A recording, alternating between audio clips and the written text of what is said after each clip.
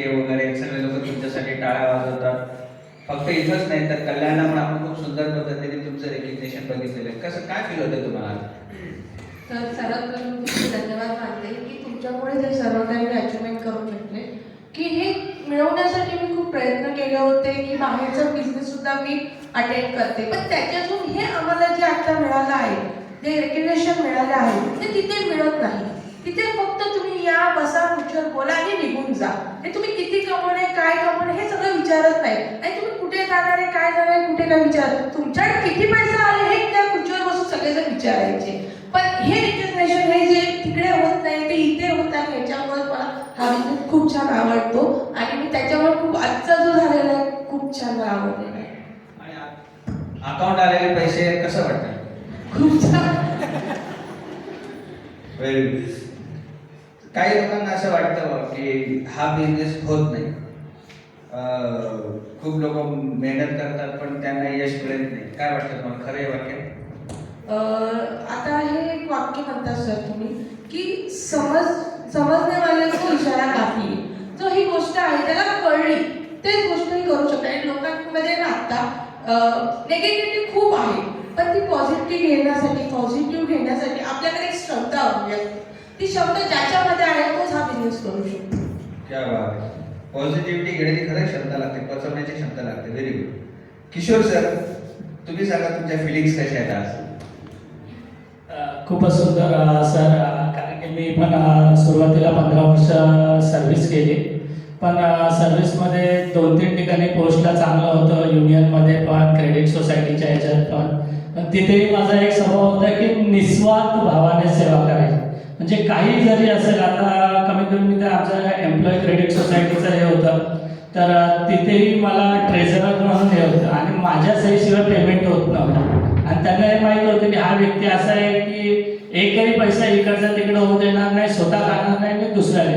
म्हणजे निस्वार्थ भावाने सेवा कसं करायचं, आणि ते या व्यवसायात मला समजतं की.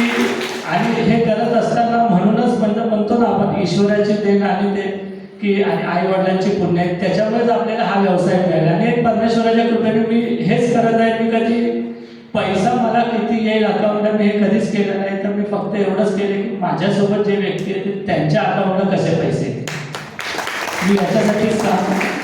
कसं वाटतंय तुम्हाला आज नवीन कपल जर तुमच्या बिझनेसमध्ये 15%, 18%, एका लेडीज इथून सांगितलं की 35,000चं इन्कम यायला लागलं, निश्चित 18%ला 50,000 प्लस इन्कम येणार. तर जर तुमच्या काहीतरी रोल असल्याने काहीच्या अकाउंटला जेव्हा पैसे येतात तुम्हाला कसं वाटतं?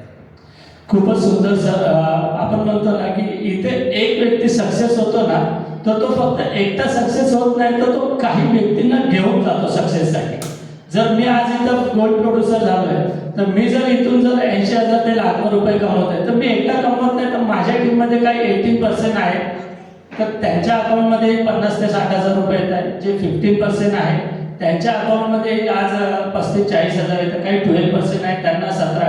म्हणजे हा एक मात्र असा व्यवसाय आहे की तिथे आपण सक्सेस होत नाही, तर आपण जोपर्यंत टीमच्या व्यक्तींना सक्सेस करणार ना, तोपर्यंत आपण सक्सेस होणार नाही. आणि हे मी सरांकडनं शिकलेलं आहे आजपर्यंत. आणि मी जेव्हापासून सरांच्या संपर्कामध्ये आलो, खूप काही गोष्टी समजायला आल्या. की सरांनी म्हटलं की मला एकच वाक्य बोलले की शेटे सर, कधी बिझनेससाठी लोकांचा वापर करू नका. हे खूप महत्त्वाचं आहे, कारण की आपल्याला इथं लोक कमवायचे आणि हेच आपलं एसेट आहे. आणि रात्री आमच्या 1 तासाच्या मीटिंगमध्ये सरांनी त्याच्यावरतीच आम्हाला 1 तास आम्हाला एक धुळ्यामध्ये मीटिंगमध्येच आहे. आणि हेच करत गेलो. आणि आपलं सक्सेस हेच आहे की जर आपल्या परिवाराचे लोक जर इथे सक्सेस होऊन इथे उभे राहत आहेत ना, तेच आपल्यासाठी फार मोठा अभिमानाचं आहे. आणि ते सक्सेस झाले म्हणजे आपण सक्सेस झालो. थँक्यू. Very good. एक प्रश्न मी तुम्हाला विचारतो की जसं तुम्ही बिझनेस करायचा निर्णय घेतात आणि तुम्ही राहतात दोघं मुंबईला आणि बिझनेस तुमचा सुरू होतो नाशिक, चाळीसगाव, जालना, धुळे, आणि त्याचा असा परिणाम होतो की तुम्हाला फॅमिलीपासून लांब राहावं लागतं. कारण मॅडमचं बिझनेस पण आहे, जॉब पण आहे, त्याच्यामुळे मॅडम तुमच्यासोबत जॉब आणि बिझनेस घेऊ शकत नाही. मग ह्या लेवलचे जे तुम्ही आज सॅक्रिफाईस करताय, आज ह्या लेवलचं एक आपण सॅक्रिफाईस करताय, तुम्ही आयुष्य खराब करताय की ही किंमत कशासाठी मोजताय तुम्ही? आपण म्हणतो ना की कुठल्या तरी एका पिढीला संघर्ष करणं महत्त्वाचं आहे. तर आम्ही ठरवलं जर आयुष्यभर संघर्ष करण्यापेक्षा जर आयुष्यभराचे जर फक्त 5 वर्ष जीतोड मेहनत करून जर संघर्ष केले तर त्याचं आयुष्य जर आपण पूर्ण आयुष्यभर त्याच्या जीवन हे फक्त आम्ही समजतोय. आणि आम्ही दोघांनी डिसिजन घेतले की 5 वर्ष जीतोड मेहनत करायची, निस्वार्थ भावाने टीमच्या लोकांना मदत करायची, परिवाराच्या की विचार करायचा नाही की काय मिळतंय आणि काय नाही मिळत आहे. आपलं काम आहे कारण करते जा फल की अपेक्षा मत कर. पास पैकी किती वर्ष झाली तुमची आता? आता मला 3 वर्ष झाले सर. 3 वर्ष. इन्कम सॅटिस्फाय करते तुम्हाला? यस यस सर, नक्कीच.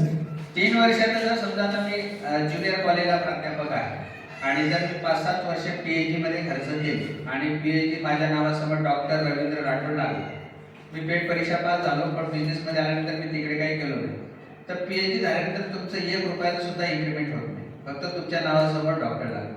म्हटलं मला नाव खरंच पाहिजे की पैसा पाहिजे?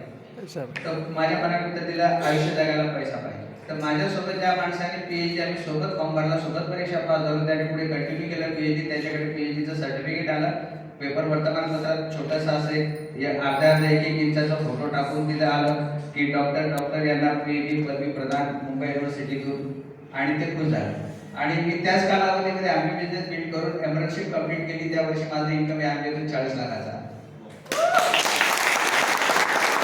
तर मग 5-7 वर्ष PhD केल्यानंतर 1 रुपयाचं जर इन्क्रीमेंट होणार नसेल आणि 2-3 वर्ष इथं खर्च करून जर तुमचं आयुष्य आणि पुढच्या पिढीचं आयुष्य सुंदर होणार असेल तर एका पिढीने मेहनत केली पाहिजे की नाही? त्यांचं एक प्रभावी वाक्य आहे की एका पिढीने त्याग केल्याशिवाय दुसऱ्या पिढीला सुंदर आयुष्य जगता येत नाही.